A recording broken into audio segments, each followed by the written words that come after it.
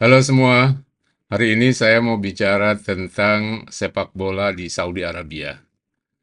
Mungkin kalian juga mengikuti bagaimana beberapa bintang terkenal, pemain sepak bola di Eropa, sekarang bermain di beberapa klub Arab Saudi. Dan ini sudah berlangsung sejak beberapa tahun, khususnya sejak tahun 2022. Kita tahu nama-nama besar seperti Cristiano Ronaldo, Karim Benzema, N'Golo Kante, dan beberapa pemain besar lainnya yang pernah merumput di Eropa, kini bermain di klub-klub besar di Arab Saudi. Pertanyaannya adalah mengapa mereka mau main di Arab Saudi? Dan pertanyaan lainnya, kenapa Arab Saudi yang selama ini dikenal sebagai negara tertutup, negara Islam yang konservatif, tiba-tiba menjadi terbuka, dan khususnya dalam bidang sepak bola, mereka jor-joran menghabiskan begitu banyak uang untuk mendatangkan pemain-pemain bintang. Saya akan membahas tentang ini, bukan tentang masalah teknis persepak bolaannya, tetapi tentang bagaimana Arab Saudi berusaha membangun citranya, mengubah citra sebagai negara Islam yang konservatif menjadi negara Muslim yang terbuka.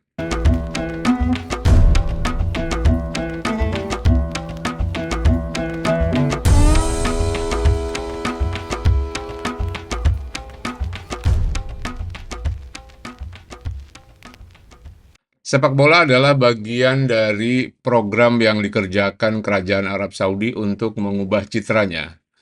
Sejak tahun 2016, Muhammad bin Salman atau yang biasa kita kenal dengan MBS melakukan banyak sekali reformasi politik, sosial, dan keagamaan.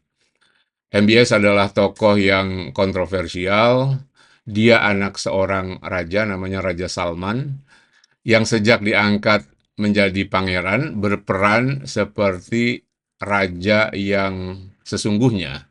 Jadi ayahnya, Raja Salman, sebetulnya tidak terlalu aktif berperan. Yang aktif justru anaknya, Muhammad bin Salman.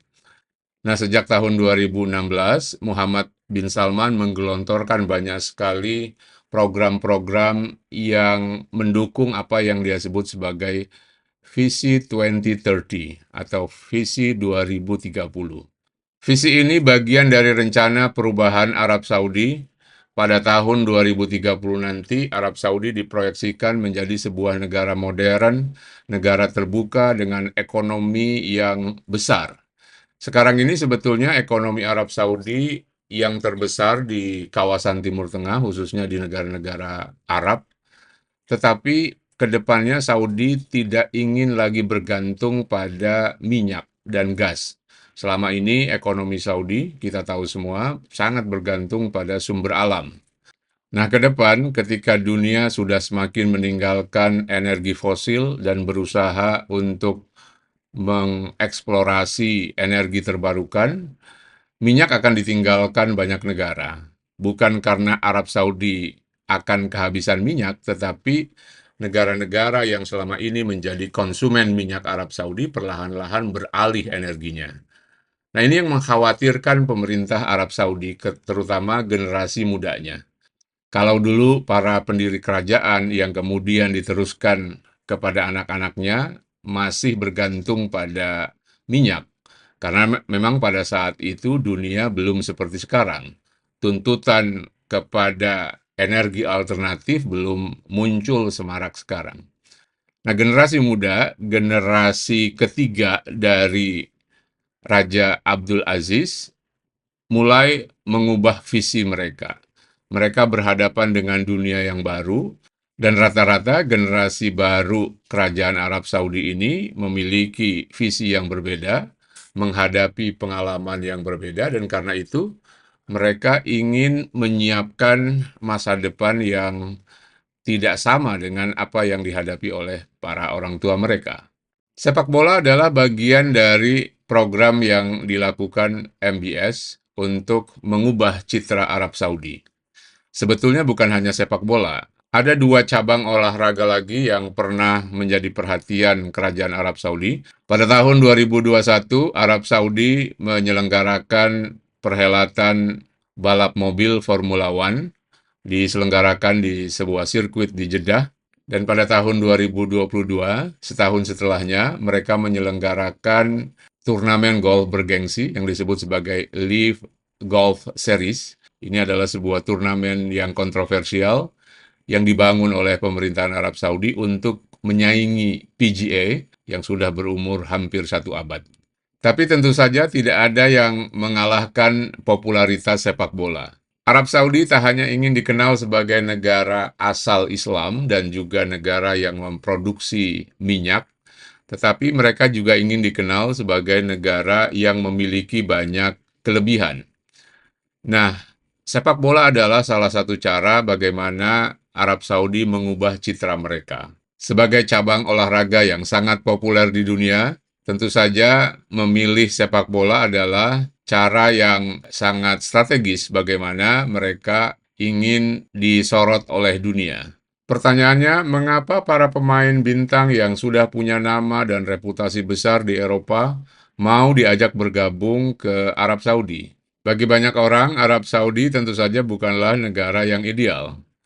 Negara ini dikenal sebagai negara gurun, negara padang pasir dengan temperatur yang sangat tinggi, sehingga itu bukan tujuan yang ideal bagi para pemain untuk menghabiskan masa tuanya. Ada 3 alasan mengapa para pemain bintang di Eropa tidak bisa menolak tawaran dari klub-klub Arab Saudi. Yang pertama tentu saja adalah gaji yang tinggi. Kalau kita lihat para pemain yang sebetulnya di Eropa sendiri sudah menurun performanya, di Arab Saudi tetap menjadi bintang, tetap menjadi pemain nomor 1. Kalau kita lihat perkiraan gaji mereka yang dilaporkan beberapa media, jumlahnya sangat fantastis. Jauh melebihi angka yang mereka terima di Eropa. Nah, kalian tahu berapa gaji Ronaldo di klubnya An-Nassr?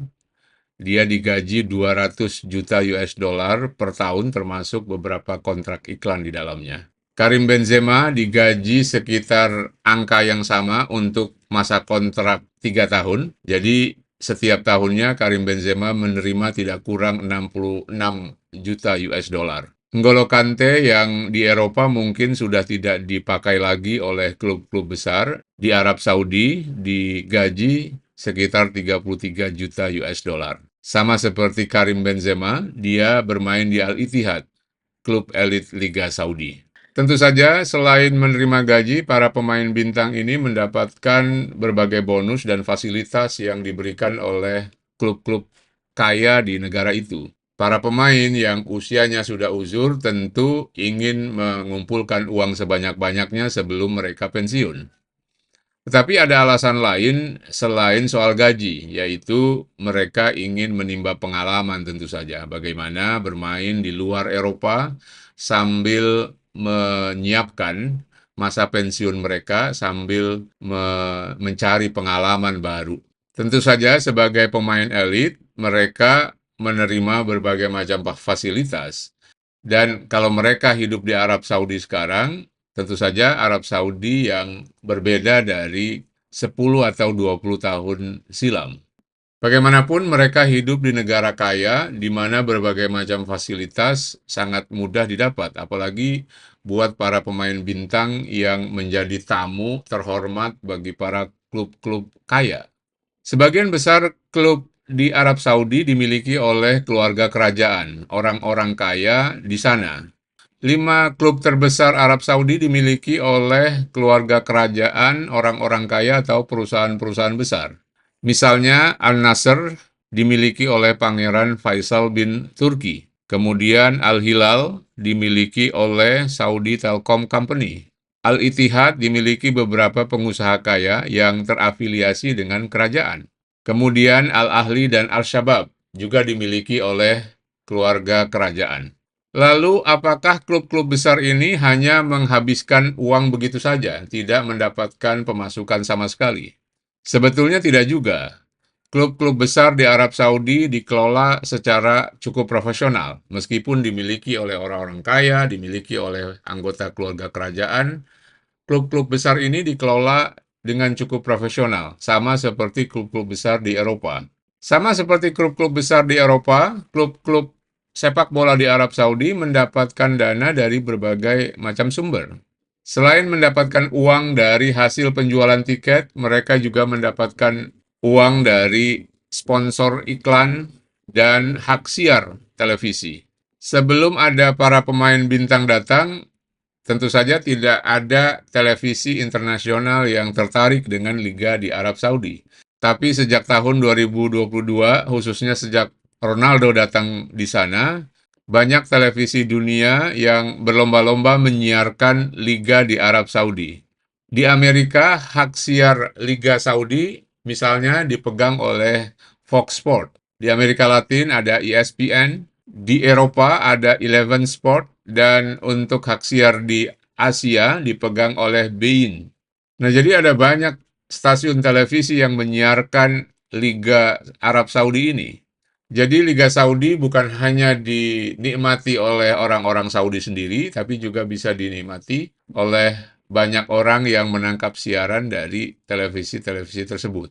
Tapi tentu saja tujuan pemberdayaan klub-klub lokal di Arab Saudi bukan untuk mencari dana, itu hanyalah pemasukan sekunder. Tujuan utama pemberdayaan sepak bola Arab Saudi lebih politis dan strategis untuk strategi nasional, seperti yang saya jelaskan pada awal tadi. Bagi pemerintah Arab Saudi, sepak bola adalah bagian dari pengubahan citra, kekuatan lunak yang ingin ditonjolkan oleh Arab Saudi. Muhammad bin Salman sadar betul bahwa cara untuk mengubah citra negara adalah dengan mengedepankan hal-hal yang bersifat humanis, hal-hal yang bersifat menarik perhatian masyarakat.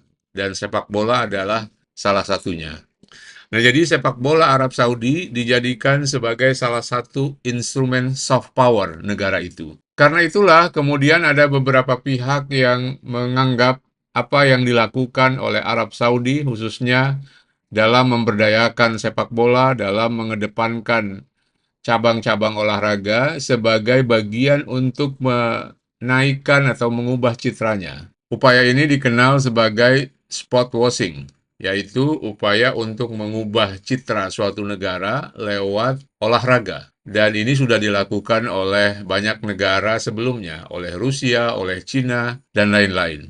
Nah, Arab Saudi melakukan itu lewat kegiatan balap mobil Formula One, lewat turnamen golf, dan sekarang secara gencar mereka lakukan lewat sepak bola. Tetapi saya kira pemerintah Arab Saudi tidak terlalu peduli dengan itu. Arab Saudi memiliki citra yang kurang baik, khususnya di negara-negara barat, sebagai negara yang otoriter, yang tidak menghargai hak asasi manusia, melakukan kekerasan politik, meredam pandangan-pandangan yang berbeda, menghilangkan nyawa orang dengan brutal, seperti yang terjadi dalam kasus Jamal Khashoggi.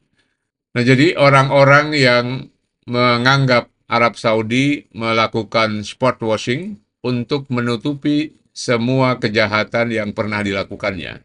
Muhammad bin Salman ingin mencuci citra mereka yang kotor dengan para pemain sepak bola yang namanya bersinar seperti Ronaldo, Karim Benzema, dan lain-lain. Tapi saya kira pemerintah Arab Saudi tidak terlalu peduli dengan itu. Yang mereka pedulikan adalah bagaimana visi 2030 berjalan dengan lancar. Yang mereka pedulikan adalah bagaimana masyarakat Arab Saudi sekarang berubah.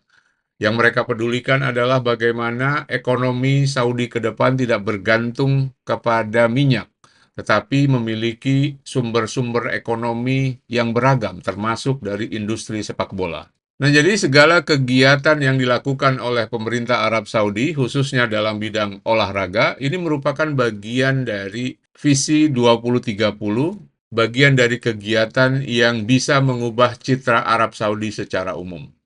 Kita tahu dalam beberapa tahun terakhir, Pangeran Muhammad bin Salman melakukan banyak sekali gebrakan, dan beberapa gebrakan itu sangat kontroversial, seperti menghadirkan band musik dengan mengundang seluruh orang bertumpah ruah menjadi satu, laki perempuan, tua muda, dari berbagai macam orang datang untuk menyaksikan konser musik. Itu sesuatu yang sebelumnya tidak terbayangkan di Arab Saudi.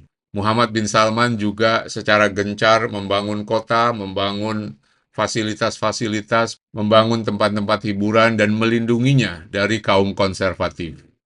Nah, ini semua menurut saya adalah upaya untuk melancarkan visi 2030.